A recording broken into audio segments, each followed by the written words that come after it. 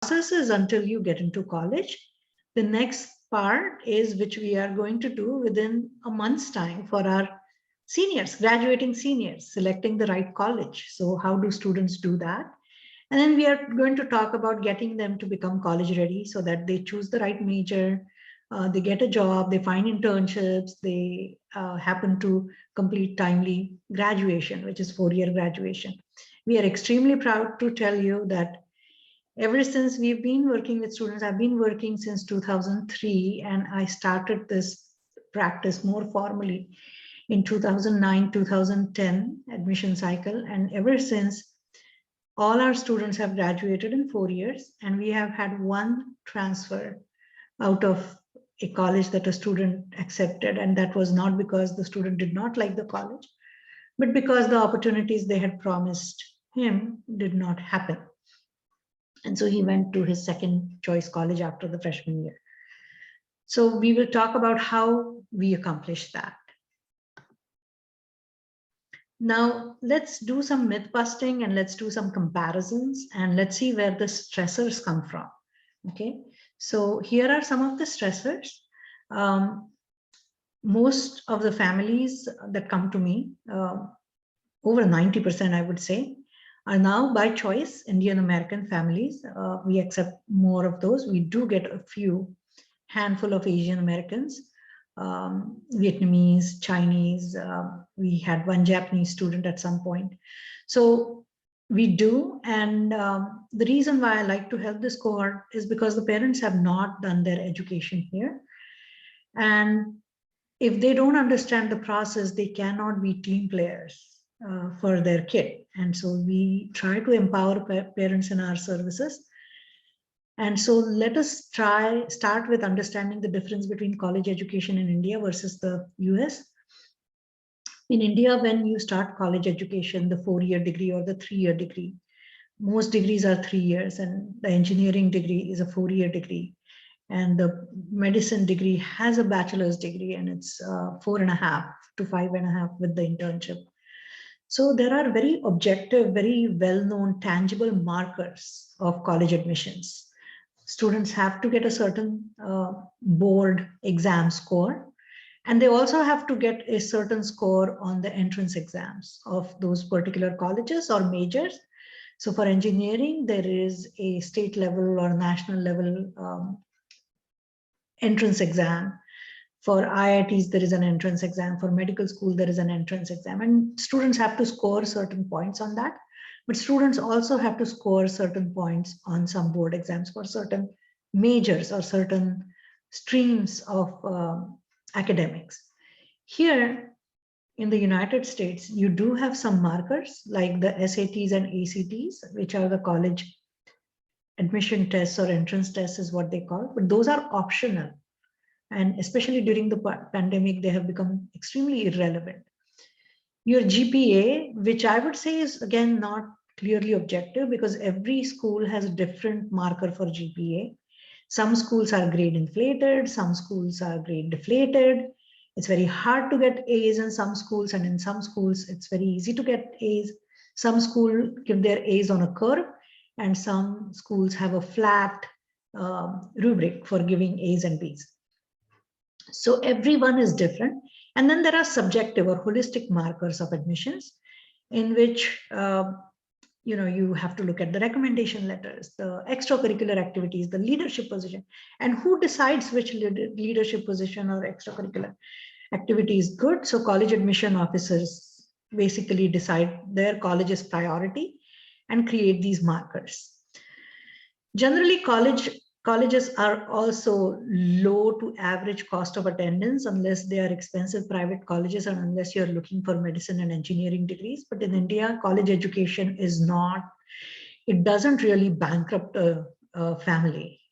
In the United States, it could easily do that for someone who has even a 6-figure income, annual income, and lives somewhere in the Midwest. College education could easily be costing more than half their annual income and could quickly result in rise in loans, Even a student who just gets out of college and starts a job generally graduates with a large amount of loan, like $100,000, $200,000 sometimes, depending on which college they went to. So there is that little bit of challenge with this. In India, like the United Kingdom, like England, most degrees are 3 years long. And then I did talk about which ones are 4 and 5.5. Here, all degrees are 4 years long, and they have a breadth. In India, we start diving deep as soon as we get into our, we call it graduate school, although it is undergrad education. We say graduation. And here it is called undergraduate. Anything under a master's degree is called undergraduation. And there is more breadth. So students do have to take a class in foreign language. They have to take a class in English writing, communication skills. A science student may have to take something in psychology or sociology or political science. A political science student may have to take a physics or chemistry class out of science for non-majors kind of class. So there are these general educational requirements that every student requires to take. And you may have heard about biology students in India completely dropping mathematics in 11th and 12th grade. There is no such thing here. You have to do calculus pretty much until college. So that becomes really important, no matter whether you're doing a liberal arts degree or whatever, unless you're in music and performing art. The degrees in India are very clearly designated: a Bachelor of Science degree, BSS, so BSc, BS nowadays, some colleges call it. There are arts degrees, there are commerce degrees, and there are engineering and technology degrees. Here, everything is either a BS or a BA, unless you are Stanford, and then you call it ABE or something really crazy. Then you get to do whatever you want to do to that degree. But most of the degrees are called BS and BA, and they are 4-year degrees. Again, the objective in India is depth, and it is less holistic. Here, the objective is breadth. In India, we are rarely multidisciplinary. I remember when I was doing my undergraduate, I really badly wanted to take psychology as one of the subjects. And I was a science student, but psychology was considered an art subject, and I was not allowed to take it. I was, however, allowed to take geography, which was in both departments, which I had no interest in, but I ended up taking that. There is no such thing here. You will take what you like. Mostly in the realm of those general eds, you'll get a lot of choices. And so when student says, I'm going to major in computer science, it merely means that about 12 to 18 of all the courses, like about 48 courses, that the student will take 36 to 48 courses. The 12 to 18 courses will be in computer science. So about 1/3 to 1/4 of the courses will be in computer science. Now, there are job opportunities based on your major, right? And the job opportunities here are fairly ubiquitous. So just because you did a major in journalism or political science doesn't mean you won't have a job. You will get a job. And sometimes even Facebook or Google will hire students who've done something in economics or computer science and not necessarily, economics and political science, and not necessarily in computer science, if they have taken the right minimum number of courses where they have an understanding of coding and logic and thinking outside the box. So these students are also just as desirable, even with the high tech. So again, the degree is not set like hard and fast. It can be very movable. And then most of the colleges in India are either autonomous, like the IITs and some of the private colleges, or we have a huge chunk of government run institutes, which kind of belong to colleges, belong to a university, and then university kind of runs the show. Here, pretty much everything is autonomous. Even if we say that UCs are public education system, all UCs don't run their exam and grading the exact same way. Each UC is an independent institution. Each professor has an independence on how exams would be graded or how they would be given. Some will give you assignments, some will give you more like group discussions, or some will just not have an exam, some will have open book exams. So everything is different. And some professors will go just the old route where they will have those cantrons like the SAT and ACT. Professors in India are mostly engaged in teaching. Here they do a lot of research, and some of them will teach, and some of them will take a year of gap from teaching and do their research. But every tenure track faculty at every research university in the United States, like UC Berkeley, UCLA, these are research universities. And then the smaller universities like Santa Clara University are not big research universities. But even so, every professor is required to do some certain amount of research and publish paper in journals in order to get a tenure. In India, you have to teach, and teach more in order to get tenure. What is the value of degree in the United States? So this is something that you may be wondering, like, what am I going to get from a degree? Which degree should I go for? So you can see the difference is huge between a high school diploma and bachelor's degree. So just getting a high school diploma is going to send you in median weekly earnings are going to be somewhere close to $600, and then $1,200 if you have a bachelor's degree. So the jump is very high, and then it's kind of a sliding scale, which is more normal, more like a linear response to other degrees. So from bachelor's to master's, it's not a huge thing. And sometimes you can catch up with experience.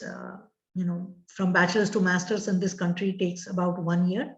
So even though the bachelor's degree is 4 years long, you can still get a master's degree in 1 year, which in India is for 2 years. It's fixed. There is no fixed timeline for getting your master's degree here. The professional degrees are MBA, MD, JD, PharmD, etc. Most of them are students become qualified for those after they have done their bachelor's degree. So that is a very big difference between India and here. You don't start with LLB or MBBS or a pharmacy degree after your 12th grade. You have to wait until you complete your 4-year college to get there. So that's a huge difference. And then the unemployment rate also really goes lower and lower and lower as you start getting advanced degrees. And with PhD, because there is a lot more flexibility in what kind of jobs PhDs can do, compared to that, professional degrees are a lot more rigid. The unemployment rate goes lower and lower, and usually the median earnings are very similar if you see in the top 4 categories, because bachelor's degree plus 4 years of experience is going to be exactly as same as a professional degree. So experience and education kind of cancel each other at that point of time. So that's something different that not many people will talk about. All right, so there are also intangible benefits of going into college. And do you know why in United States people go to college? The number one thing from the student side is, I want my freedom. That's the first thing. Why do you want to go to college? I want my freedom. I want my independence. So it does boost your confidence too. And it's all about independence. Students do develop a lot of soft skills. I've seen some of my shy students. We would sit down to brainstorm essays. They would not want to talk about themselves. There are multiple challenges. You send that kid to college, and in 1 year, the kid comes back to contact you, and they're so much more confident, and they have developed soft skills. They write beautiful emails, and they talk about what they're looking forward to, how the first year was. So all that small talk also begins when they come and talk to us. This whole year, we've not seen our students because of the pandemic and shelter in place. But otherwise, I have seen that students do develop a lot of soft skills in college. The number one reason why America goes to college is for network and connections. This is where you find those dream jobs and your best friends. And this is why you're not going to be unemployed. The unemployment rate goes low because you will always know someone who will have a job for you, even in the most difficult times. So that network and that connection is super important, and you don't have to go to Harvard and Stanford to make that network. Believe me, the smaller the college is, the more personalized that experience is, And sometimes even in UCs, students will form their tight-knit communities and groups where they can help one another within 4 years of graduation. The other thing that college benefits is through co-ops. Co-ops are, you take some college classes, but you are also working part-time outside of your college. So those co-ops and those internships, having professors on your side when they write recommendations. Sometimes a professor will just pick up the phone and say, hey, my student is coming for internship. So I had this wonderful kid who got into University of Miami and he went there. It's a smaller school. And so this is a typical California kid in Florida. And mind you, most university campuses are very liberal. So Florida may be a red state, but all university campuses are fairly liberal. So he worked with a professor as a researcher, and the professor asked him, where would you like to do your summer internship? So for the freshman year, he did it with the same professor in Miami, and then he started missing his family after the sophomore year.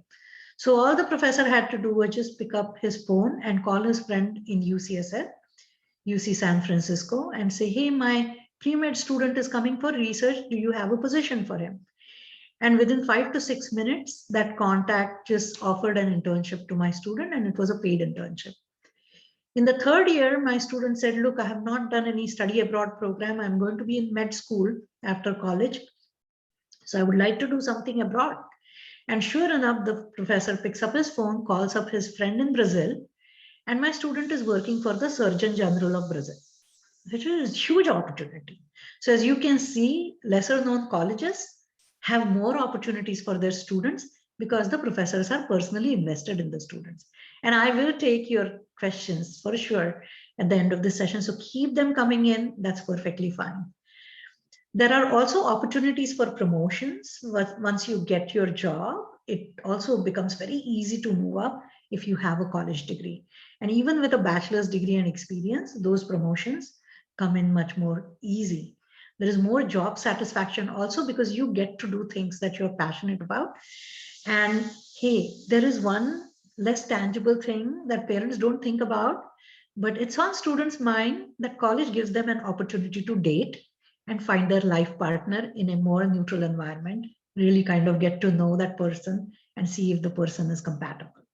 So all of these are less tangible benefits that we may not always think about. And then let's see, how do you get into college? What's the right pathway to that? So there are two types of pathways. One is the right path and one is absolutely not so right path. And believe me, there are some people within the United States, and I have not seen so much in our community, but there are people in the United States who will choose not so right path. So let me talk a little bit about the right path. Academic merit. What is academic merit? Your standard things like your GPA, your SAT score, your recommendation letters, that you're a strong student. All of that gives you a leg up in the process. And then there are some non-academic accomplishments like in sports, in music, in your extracurriculars, the volunteering that you may have done, the non-profit that you started, right? So that, and then come the personal hooks for the college that barely finds a kid from California coming and attending them, right? Maybe the college is in Ohio. And if you went and visited them and you told them, hey, I'm a kid from California, I'm looking at your college, they will immediately give you a scholarship and say, hey, you need to attend our college. So those are hooks where you become a diversity, you become a desirable person. And so you get an extra few points of bumps to get into the college through the holistic admission process. And it's a complete legit way of doing that. Then legacy status. If your parents have attended a certain college, then you get a leg up in the process for that college. So let's say if a parent has done their MBA in Santa Clara University, then you have a legacy status at Santa Clara University, and your children will have a leg up in that process. The last thing is athletic recruitment. We rarely find athletic recruits, again, within our community. Maybe once or twice a year, I will get calls from students. I'm not an athletic expert, but athletic recruitment is a legitimate way of getting into a college because you are a state level or national level champion in one of the sports. Maybe you are good at baseball, maybe you're good at basketball, maybe you are good at some individual sports like tennis, right? and the colleges will try to recruit you that way, maybe swimming, right? So there is that right path. And of course, it's your communication skills also, which is where the student is trying to convince by writing beautiful essays, right? Where they stand out. And there is this funny, crazy cartoon where the student is actually putting a lot of glitter on the essay. And this kid is saying, no, that's not what it is. So let's look at the unright path to college. And you may have heard about these cases, these Hollywood actresses who paid millions of dollars to this person in the center who calls himself a college consultant, but he did not belong to any of the professional organizations and did not get a certification or anything as a certified educational planner or anything, just self-proclaimed college professional, right? And he did a lot of shady things and promised a lot of incorrect things to families and tried to get students in that way. So one of the things that we would say is getting an unrealistic assessment of the student done from a third party, like bad SATs or whatever. Like you ask someone else to take your SAT, right? So that's an unrealistic assessment of the student. And then parents setting up unrealistic expectations. That's where it starts. When a student has an unweighted GPA of 3.9, nothing special in their extracurriculars, nothing outstanding in other things. And the parent says, nothing doing, I want to get into Stanford. Maybe I'll pay $1 million to any agent who comes my way and I'll get my kid into Stanford, right? Once you have that in your head, then those expectations don't match what the student has done. And that can go really on a slippery slope very quickly. There are some families I know of that are donor families or whatnot who get an insider view of the rules of the game of college. And again, I've never seen anyone from our community have that insider view. But sometimes some families who probably have a legacy status, who are huge donors, may know what really works for them. Sometimes it's also entitlement. Sometimes a minority that is desirable may also get some more insights than what are generally known. And again, it goes into that shady gray area. Gaming that support system, right? Making special connections with the high school counselors. So they write recommendation letters, trying to basically bribe the teachers to giving excellent recommendation letters, trying to make friends with the admission officers by wining and dining them and doing things like that. Most of the times, these people are not going to budge, but the 1% of cases where we find like shady bad paths to college, these are the things that have happened. If you remember the whole Varsity Blue case, there were a lot of athletic recruiters on the college campus who were completely corrupted by this guy, Rick Singer. And he basically gave them money so that these students could be accepted. So these things can happen. And generally the basis of all of this is parents trying to drive the process instead of the student, because parents don't have an understanding of, sometimes it's look what money can buy, and the student has no clue. And that's what happened in the Varsity Blue case, where many of the students had no understanding of what happened. But remember, when your child is competing in the fair and square way, there's going to be 1% competition from these kind of unrealistic, bad pathways to college. Just 1%, not more than that. But 1% of all applicants will try to do something shady. Most of them will get caught in the process, right? Cheating on essays. All of those are bad pathways. Most of them will get caught and will not get accepted, but sometimes they do. Now, let's talk about college readiness. I know everyone is just looking forward to this one.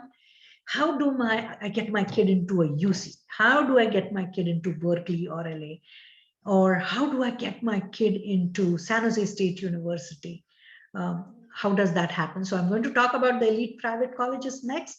But before that, let me tell you the basics of college admission. So UCs review 14 comprehensive factors. And had the Prop 16, if you remember, the Prop 16 was about introducing affirmative action, would have gone in, there would be a 15th comprehensive factor, race. Fortunately, in California, race is not something that we are going to look at in college admissions. Okay. What Prop 16 was trying to do was achieve parity, meaning if there are fewer Asians in California, there would be fewer seats on the UCs for Asians. However, the UCs are adding some holistic things into this 14 comprehensive review factors that kind of sway things in the direction of other minorities like the Latinx students or the Black students. So let's talk a little bit about what we have here. The top thing, whether a college is private or public, excuse me, is the GPA, the grade point average. And colleges calculate their own GPA. So the first thing to remember is your high school graduation requirements have nothing to do with your college admission requirements. No college looks at your grade in band and PE or some class in religious studies. They only look for the GPA in core courses. And for UCs, it is A through G courses, which means history, English, math, science, foreign language, one class in music, art, performing art, any of those things, visual art, and one elective like psychology or economics, right? So those are the things they look for. Then your test scores, your SAT and ACT. And UCs have said that they will go test optional in the future. And this year they were test optional. So next year also they could very well be test optional. UCs also give you an extra boost for AP and honors courses, but that number is capped to only 4 courses during high school year and 8 semester points. So 8 points of bump is what you get on your GPA maximum. But subjectively speaking, if you've taken more APs, UCs do give you a holistic boost in the process. They also look at how difficult your senior year classes are. They also look at the academic opportunities that your high school has to offer. Maybe a high school somewhere in the Central Valley may not have a robotics club, but your high school has a robotics club. And if you are claiming that you want to be an engineer, you better be a part of that robotics club. So UCs are going to look for that. They're also going to look for outstanding performance in one or more subject area where you have gone out of your way and dived really deep and done something extra. They're also going to look for achievements in special projects. And special projects are sometimes a teacher may ask you to do a history of certain events. And one of my students undertook a project on his own doing history of jazz music. And he talked about how the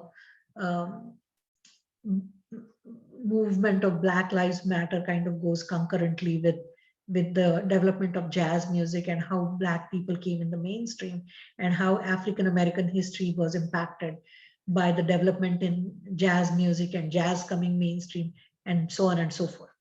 So beautiful timelines, and created a project, and that gave him a lot of points. So these kind of things that students do, sometimes they need a mentor in high school, sometimes they'll find a mentor at other high school or an independent person or a college mentor, and all of that UCs do look for. They look for improvement in academic performance, upward trend. They look for special talents and achievements and award. If you're a speech and debate kid, or if you're playing a sport, they look for that. They look for participation in summer enrichment programs like UC Berkeley's ATDP program. They also look at your life experiences. Maybe there are students who have a single parent, and that parent is working pretty much 24/7 and has no time for that kid. And that kid is doing all the chores at home. Sometimes the student is taking care of elderly grandparents when both parents are gone. And those are the things that UCs do look at. So in that context, if the student has not been able to do many activities, that student is excused where as far as the activities are concerned. Yet you have to still make the cutoff of good grades that is within the bandwidth of what UC actually takes. And your geographic location also matters. As I said, Central Valley kid is not going to get many opportunities like a Cupertino kid, where there are like thousands of opportunities right next door.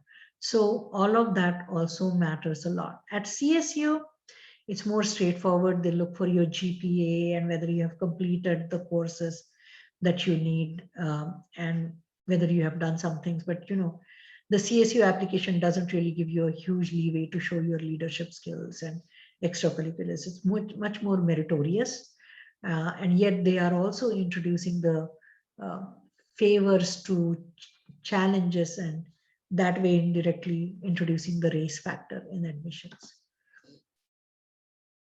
In private colleges, they claim, all private colleges do their admissions as normed by Harvard.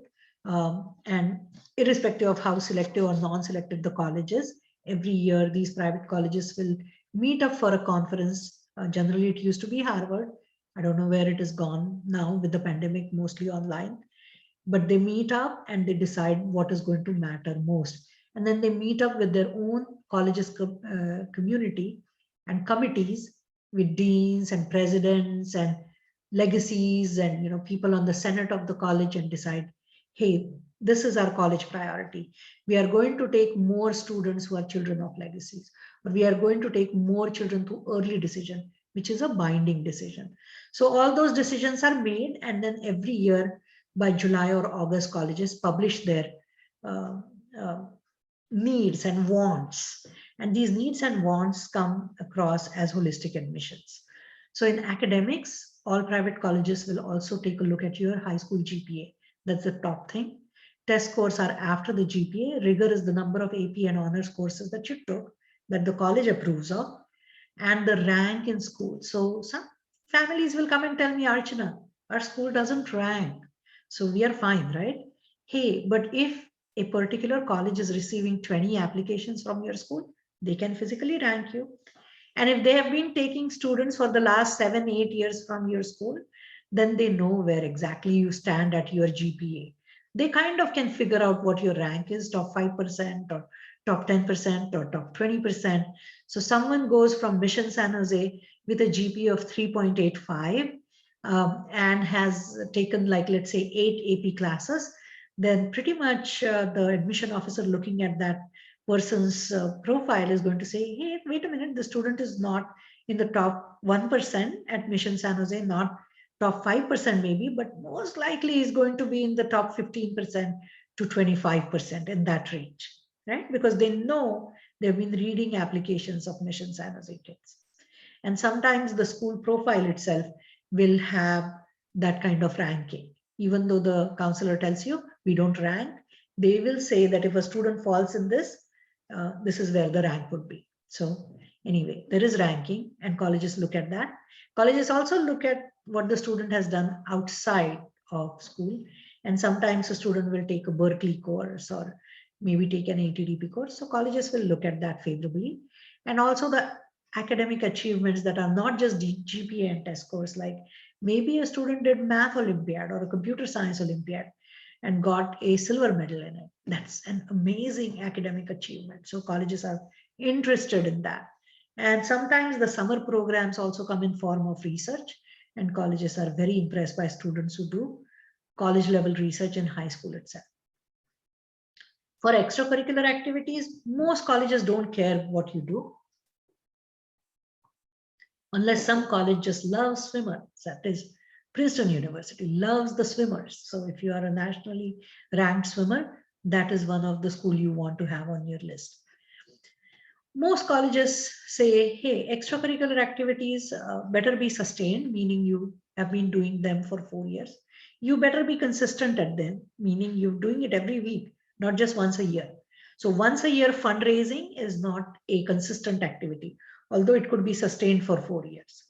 And what is your achievement? Are you a group leader? Are you the president of the club? What have you achieved? Did you get a medal in that particular speech and debate? Are you one of the highly valuable members of your track team? So all of these things are your achievements. And then leadership is when you're president or vice president of that club, or where you have impacted someone's life, where maybe you just worked with one autistic student from your 9th grade through your 12th grade, and you really helped that student feel more comfortable in a social setting. That is leadership skills. Okay. What is unique about your application? So there are many students who will come to us really with a unique background. And so colleges are also looking for that. Everyone does the standard things, taking the highest number of APs, doing very well on SAT scores, doing speech and debate. That's still a cookie cutter activity, but sometimes a student does something unique. Like we have a student who went and just spoke out of the blue to a Caltech professor in math. He had taken linear algebra all the way to end of college, and he got published. I had one student who used to be in the color guard, the band of Logan High, and he actually played at the Beijing Olympics. That is unique. So these are really exceptional things, and those are the kids who will generally get into these brand name colleges. So there is always a context to how other students are performing in your school, and where do you stand in terms of everything, in terms of academics, extracurriculars, leadership, and everything. So those are the things private colleges look for, but they also look for essays and the quality of your communication skill through the essays. The content is important, the writing skills are important. So they look for that. And not EUCs, not CSUs, but private colleges look for recommendation letters.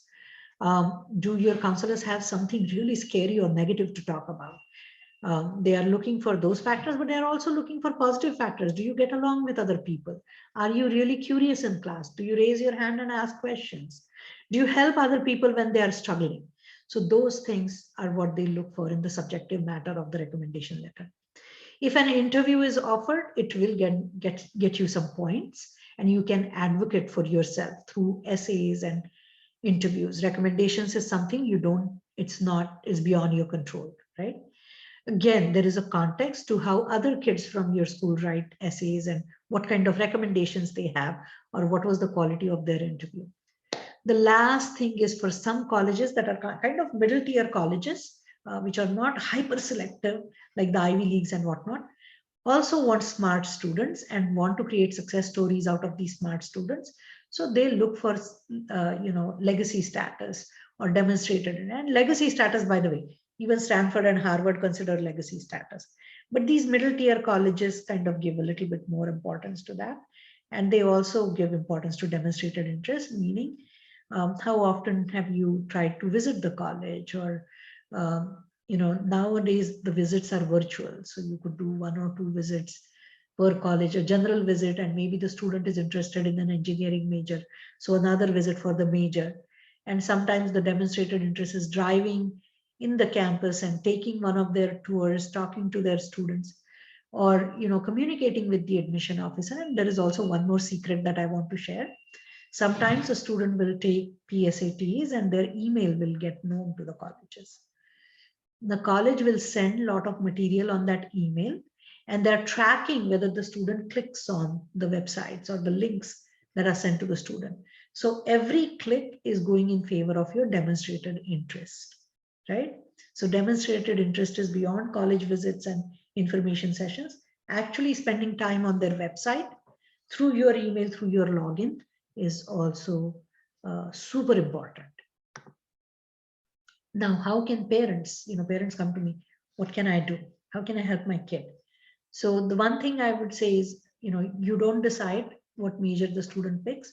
It's okay to tell the student that, look, if you major in English, finding a job is not going to be that easy compared to if you major in computer science. But let's say the student doesn't have any insight, interest, or liking of computer science, then they are going to graduate in the bottom 25% of their class and not get the right jobs that you are thinking about.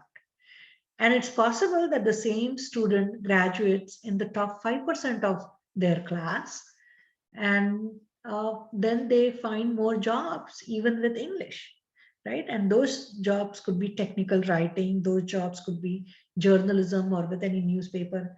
I have a wonderful student who was my biology student at Santa Clara, where I used to teach years ago. And he was interested in journalism. And today he is one of the celebrated journalists with USA Today. And he's doing exceptionally well for himself. So it's not always that you have to do anything in STEM in order to be successful. Really, your passion and what you're good at matters more than your passion.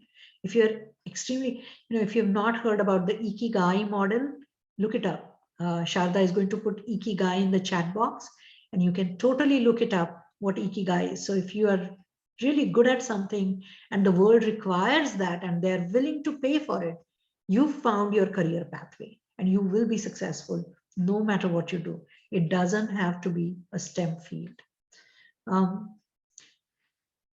What matters the most to me and what I hear from my students is my family. My parents are always busy on WhatsApp or social media. So if families could really take a downtime, parents could also find some time where they keep away their cell phones and smartphones and WhatsApp and really spend that time listening to the child and what they want to do, what their challenges are, if they're struggling, if they need help. Those are important things. And the other thing is having open conversation about, what is stressing you out in school. Here, my local school is Doherty Valley, and students are quite stressed. My previous one of our local schools was Mission San Jose, and Sharda lives right by it, right, Sharda? So you know all about the stressors at Mission San Jose. And, our children speak openly and candidly with us about those stressors and peer pressure. So parents should also have that conversation and be willing to listen, and not always give tips on how to solve the problem. We are here. There are counselors also. The school counselors also can talk, but just listening to the students sometimes helps them relieve some of that stress.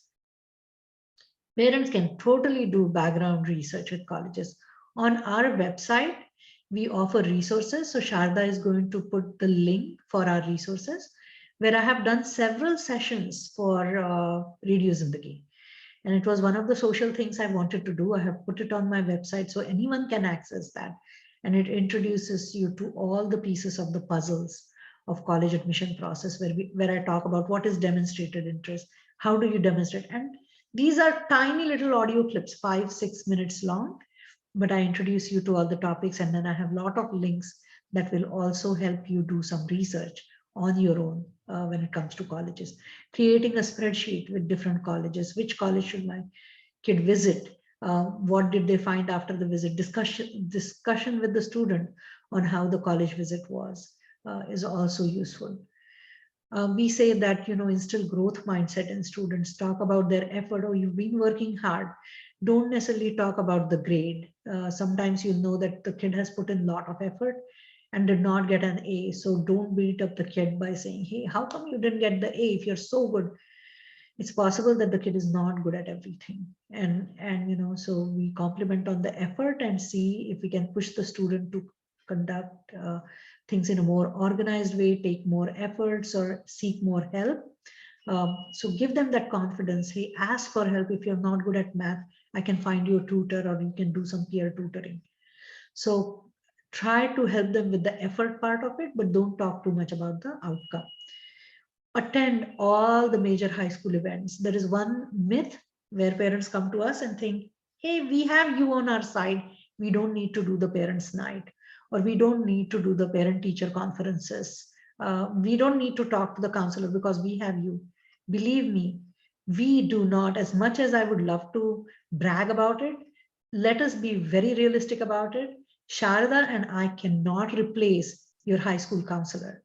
Your high school counselor knows a lot about the context of other students, 400 other students in your child's class, how they are doing, and in context, how is your student doing that year, right? In terms of which classes they have taken, in terms of the friction they have with certain teachers. Your high school counselor also has the understanding of which admission officers is she very comfortable with. And sometimes she will put some colleges on the list where she feels confident that if someone from her school applies, they will take the application seriously. Now, we do talk to admission officers all the time, but ethically, we are not allowed to discuss a student with an admission officer. because that would be the unright pathway of doing college admissions. And we don't do that. The National Association of College Admission Counseling puts very strict standards for us, and we follow every standard. And that's how we are members of these professional organizations. So we won't break that rule, and we will not contact any college admission officer on behalf of any student.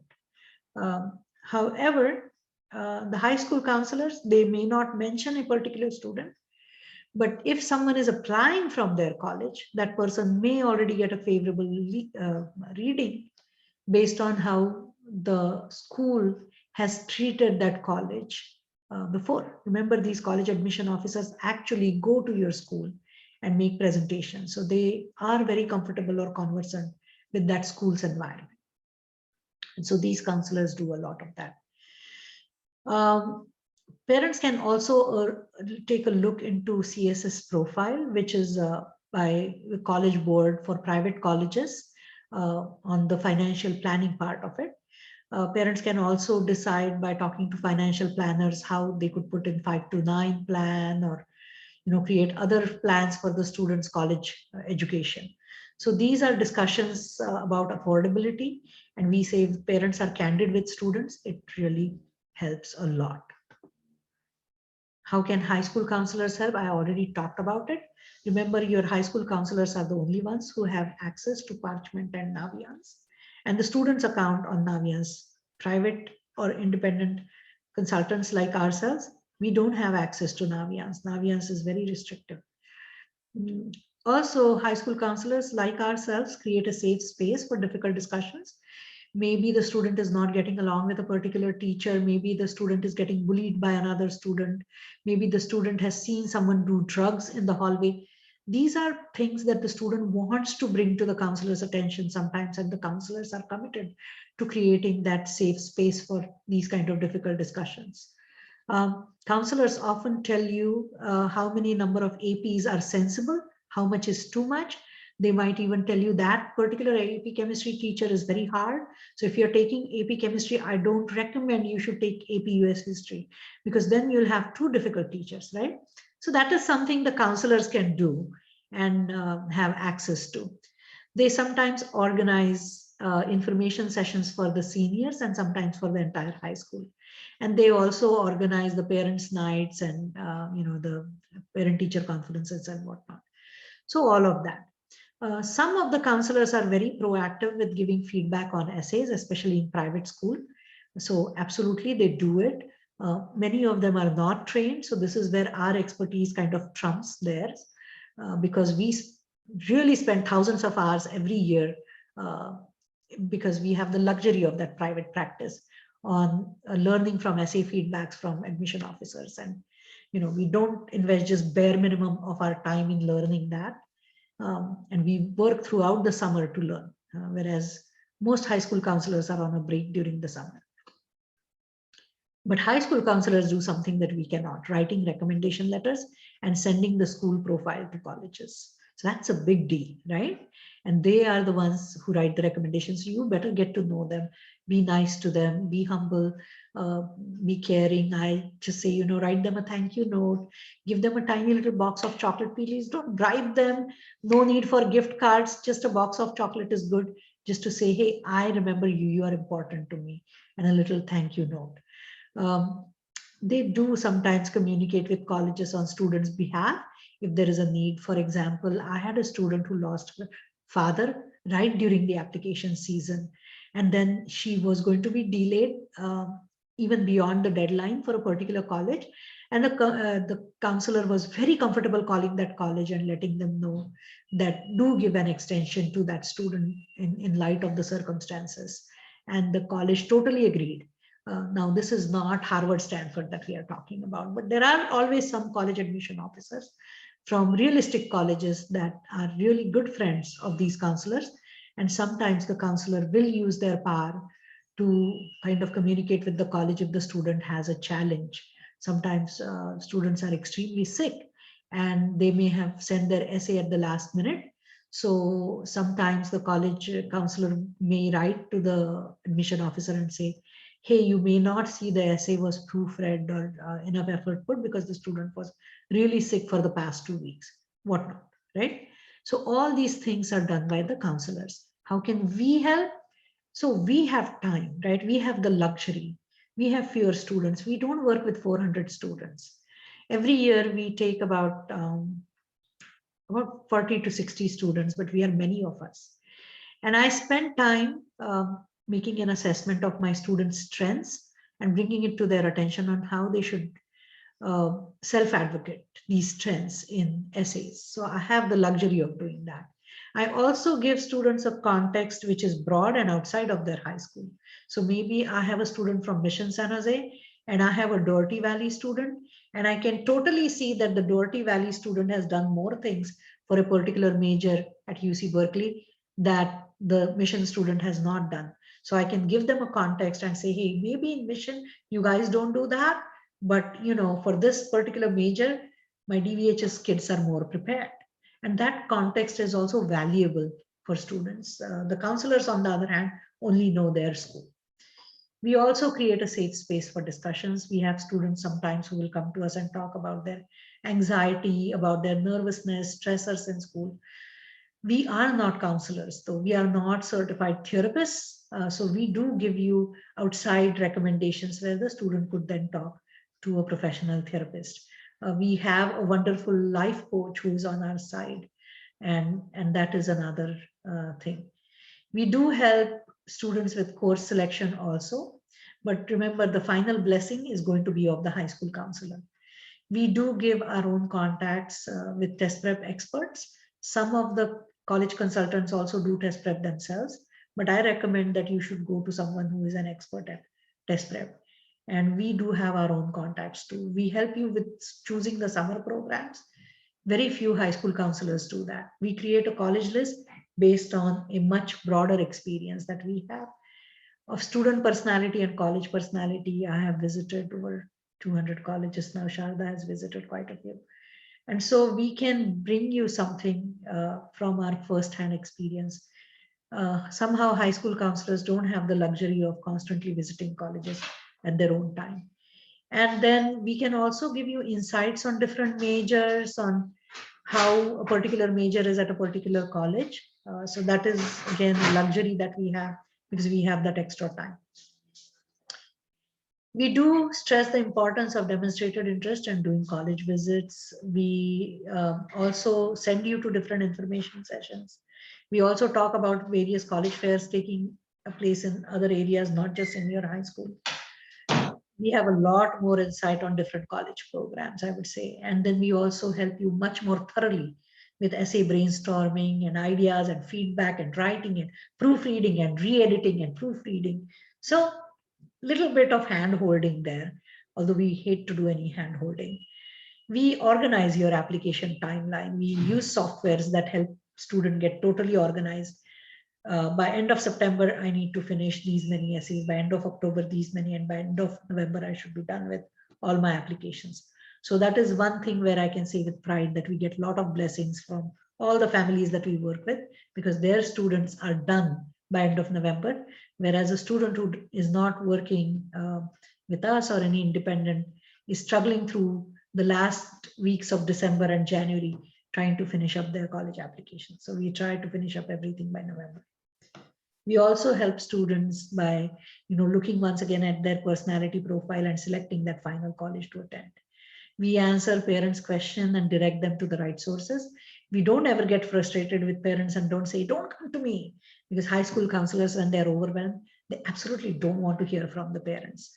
They only are more likely to hear from the students.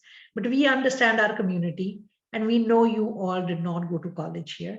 So we have a little bit of compassion and sympathy there, and we will take care of that, those kind of question answers. And how can students help themselves? Of course, they are in the driver's seat. They need to help themselves, right? So they invest in critical thinking. They learn critical thinking through experience. They have to read newspapers. We say opinion editorials in Wall Street Journal, which gives you a conservative opinion, New York Times, which is more liberal. Think about with logic. You need to understand what is fake news, what is real news.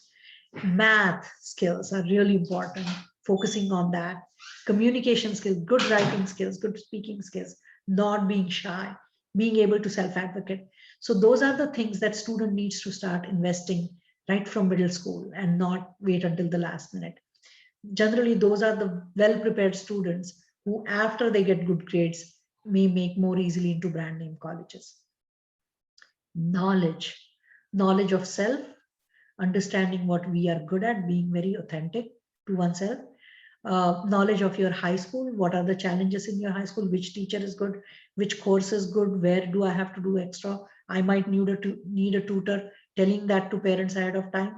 Knowledge of colleges by doing information sessions and college visits, virtual visits are available. Knowledge of different individual programs by speaking with us, by speaking with your high school counselors, by speaking with your teachers. And then self-management, being organized, being motivated, having good work ethics, turning in all the homeworks and assignments on time, advocating for self, going to the teacher and saying, hey, I'm struggling in this, I'm here for your office hours, please explain this to me, and being extremely good at all these executive functions and time management, which is critical. We do have, again, Nivedita Krishnaswamy, who does a lot of life coaching and study coaching for us. So that is also one area that we specialize in. And staying away from peer pressure, staying away from addiction, staying away from video gaming all the time, right? That pressure is also crazy. And staying away from the screen, sometimes reading an actual book. So all those things do matter, and students can help themselves in this way. So GPA and test scores are important, but so are these things that we generally don't tend to focus too much on as parents. But these are the things that we kind of reiterate to our students. So what are college lists? You heard from me, we create college lists, college lists, college lists. College lists are like giving you like 3 or 4 schools that are your dream schools, schools where you would want to be, where it's absolutely like beautiful, right? You're dreaming about it.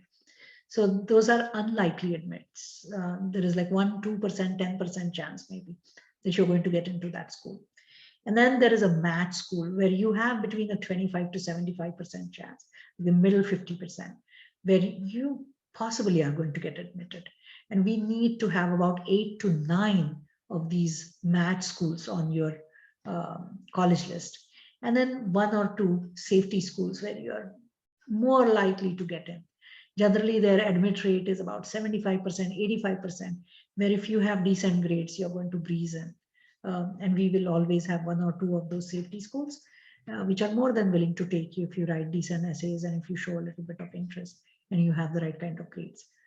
So that's what we do when we create a college list. This is the time when I'm doing college lists for my seniors. And how do you select college majors? So we talk a lot with the students. It's not just about, oh, computer science pays well, so go for computer science. Or I dream to be a doctor, so go become a doctor. Many people fail to understand that it's a 16-year-long commitment. And by the time your child becomes an entry-level doctor, they're going to be 32 years old. So do we want that kind of commitment? So what are your goals? Whether it's going to be a job, making money, or you are just passionate about getting educated. Many people told me when I was doing my PhD, you're not going to be paid well. That was okay with me because I had passion for some of these crazy things. And that was okay. And I also love to work with students. And I thought, hey, that's the only way I'm going to have access to students. So, that's how you decide what you want to do in life. Your approach to education, are you someone who loves to go dive deep into depth and do like college level research, maybe in math or biology? Or are you someone who is breadth oriented, loves to talk, loves to write a lot, is a little bit interested in sciences, but is also good in political science, understands economics, reads that book on economics, reads opinion editorials? Then you're someone with breadth. And a liberal art kind of college is going to be good for you. Liberal art has nothing to do with art, please. Liberal arts just means a college that offers you breadth over depth, and that is okay. Your approach to learning, are you an individualistic kind of person who likes to study on their own in a closed room, or are you someone who likes to study in a group? So that will also decide what major you're going to be good at. If you like to be collaborative, engineering might work for you. Your skill set, are you a philosopher, a thinker? You might dive into deeper philosophical subjects. And if you're a doer, you're going to be doing something hands-on. Your personality, are you an extrovert or an introvert? And there are some fields like business, which are great for extroverts. But if you're going to go to a business school like Babson as an introvert, it's going to be a huge challenge for you. So we talk about that. We also talk about your passion. Is it academic mostly or mostly extracurricular? And then depending on that, different colleges could cater to your passion. Lastly, why is the major important to you? And is it the most important, or you are thinking of it as a gateway into a college? Because if you're caring about the branding, sometimes my students will come and tell me, I want to be in Berkeley. And then my question is, instead of computer science, would you be okay with data science? Because you'll still get to take all the computer science classes that you need, the critical ones, and you'll still get a good job. But is that going to be okay? And have you done anything in data science? So that's my next question. So all of those things do matter a lot to us. And that brings us to our very last slide with question and answers. And these are our crazy groups. So since we are on this slide, let me tell you, we do conduct summer essay workshops, which is a very big thing for us, which is where we get to see the students. And I'm really hoping that the governor allows us to do in-person instruction this year, because it's always happy to see some of my well-behaved students, as you can see in that slide on the left. Look at how well-behaved they are. And then my goofy students on the right side, right? So sometimes you get those well-behaved and sometimes you get those goofy students. And we have a blast during those essays where we split students into little groups and we accomplish our essay writing process. With the 5 main essays, all UCs need 4 essays and 1 essay, which is your common application essay. So we try to get it done by 1st September. And so we run these essay workshops in 2 groups. And you can see Sharda and I are there in that middle picture, and our wonderful associate Allison, who is in green in the bottom. And the rest of them are our students. And we take about 20 students in a group. And yeah, and it's fun. So that's where we are. And now I'll take your questions. So I don't know, how should we do it? Should we let people talk and unmute themselves, or should I just go over the questions? However comfortable you are, Archana, you can even ask them. They can unmute themselves and they can ask the questions. Okay. So will there be a recording from ICC? Because I don't have any handle over the recording, and I am recording the session and I will share that with you. Okay. And anyone who has any more questions, Sharda has put our emails in the chat box. So please feel free to email to her or me if you have more questions about our services. And if you have any questions about any process or any bits and pieces of the admission puzzle, the conundrum that we talked about, go ahead and ask. Is the essay session around junior year? No, it is for rising seniors after your junior year is done. We do need to see at that final transcript of junior year. What's the best time to engage these services? That is at 8th grade or before high school? 9th grade, I would say. 8th grade is a little too early. If you just want to do a single appointment with course selection, we offer 1-hour appointments to students, to families. And in that 1 hour, we can select all the courses for 9th grade.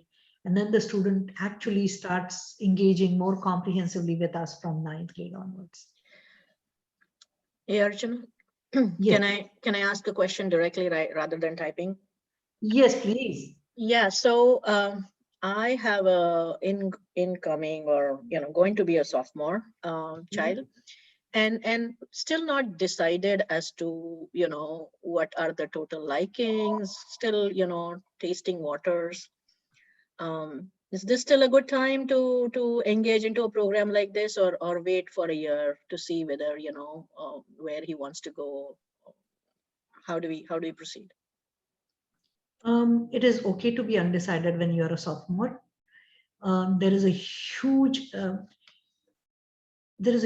growth that takes place between sophomore year and a rising senior. And the subjects that happen in the junior year give a lot more perspective about professionally what is available out there. And they also offer more depth. Until sophomore year, you are mostly talking about breadth. So they will start zeroing in on. However, what we can do is select a few summer programs between the sophomore and junior year that give a little bit deeper exposure to certain subjects and see whether the student likes them or not. And it's okay to come back to us and say, hey, you know what? I don't like coding and I don't think computer science is for me. Because not liking a field is also good. We can also offer personality tests and kind of see what really engages the student. Is it an individual thing? Is it a social thing? Is it a creative thing? Is it an artistic thing? So we can do a little bit of that too and get an early perspective on, a broad range of fields that the student could be interested in, and then give them exposure to those things in summer. Did that answer your question? Is that? No, yeah, absolutely. That's a good idea. So you suggest some summer programs to some high schools, universities. Is that what you mean? Yes. All right. Thank you. Sharda, is there anything that you wanted to add to that? Rajeshri is asking, when are the summer essay session signups starting? The summer essay sign up will start after a brief webinar that we do for all our families. We want everyone to be on the same page, whether it's our comprehensive student or someone who just, came to us for the first time. So we give you the exact same set of information. We want to be transparent. We want to set the right expectations, and then we open up for registration. And, we have been very fortunate. As soon as we open up, within 8 days, the summer sessions are full. We only do 2 groups.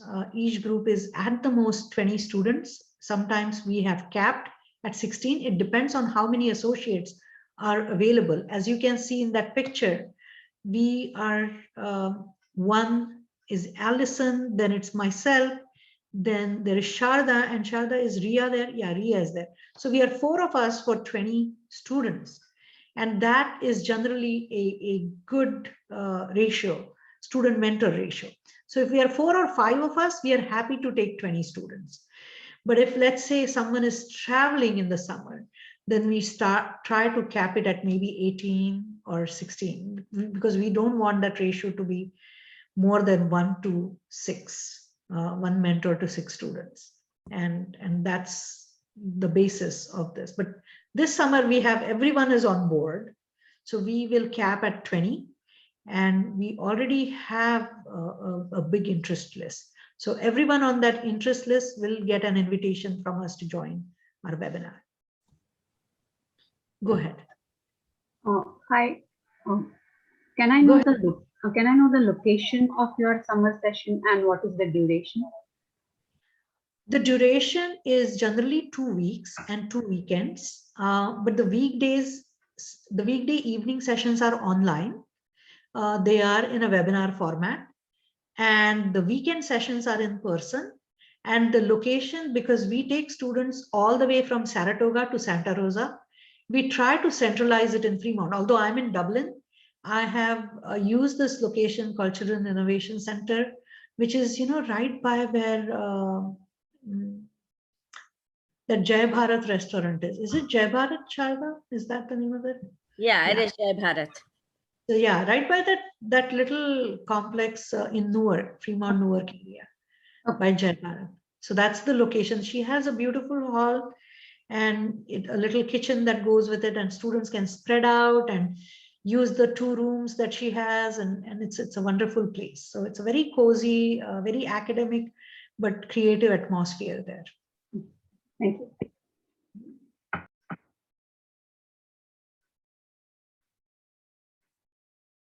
Any other questions? So if you are interested for the Rising Senior Essay Camp, do email us and then we will keep you in mind when we do the webinar, then we can email you, invite you. Okay, just want to say hi to a friend. Kalpana, is that you? Just want to say hi. Hi, Archana. Hey, good to see you here. Good to see you. So good to see you. Thank you for the session. I You're really welcome. learned a lot. Thank you. Thank you. Thank you for the session. Thank you so much. Thank you, anyone. So you can call us. You can, Sharda, can you, let me just put this in the chat box. You can put my number in the chat box. It's 510-868-5949. And if you need anything more, do call me. If you have more personal questions, that's okay too. Just let me know that you attended the session today, and I can take your questions. When we are doing these sessions in live, then we generally do have parents who see us in a corner of the room because their questions are a little bit more personal. It's perfectly fine to call me within the next hour if you have like a quick 2-minute personal question. If you think you want some extended session, we can do a 1-hour session. I am booked all the way to mid-March right now, but after 15th of March, things slow down until 25th of March, and then it picks up again for the seniors. So with that, I would Archana, wrap up can you my type session. up the phone number so that, because you have multiple numbers, I am trying to figure out which one it is. Oh, can I just give you which one to type? Yeah. 510, tell me the number. 510-868-5949. 868. Got it.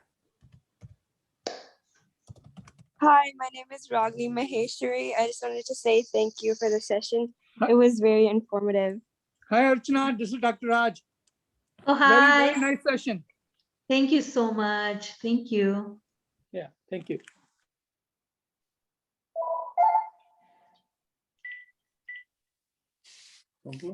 Thank you, Archana. This is Rajeshwari, Reva's mom.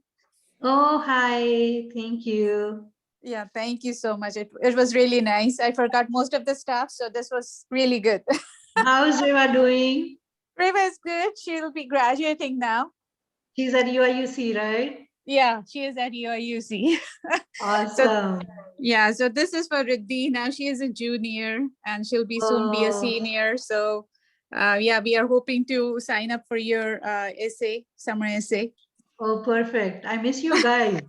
Yeah, we'll see you My soon. kid misses you. Yeah, we'll see you soon this summer, hopefully.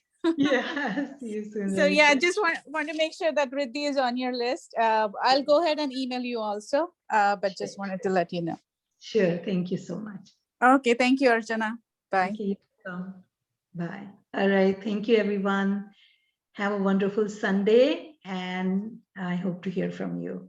And, I will start taking phone calls in a couple of minutes, but just wanted to say thank you, and thank you big time to ICC for organizing this. It's a great opportunity to see you all. Bye now. Thanks, Archana. You're welcome. Thank Bye. you.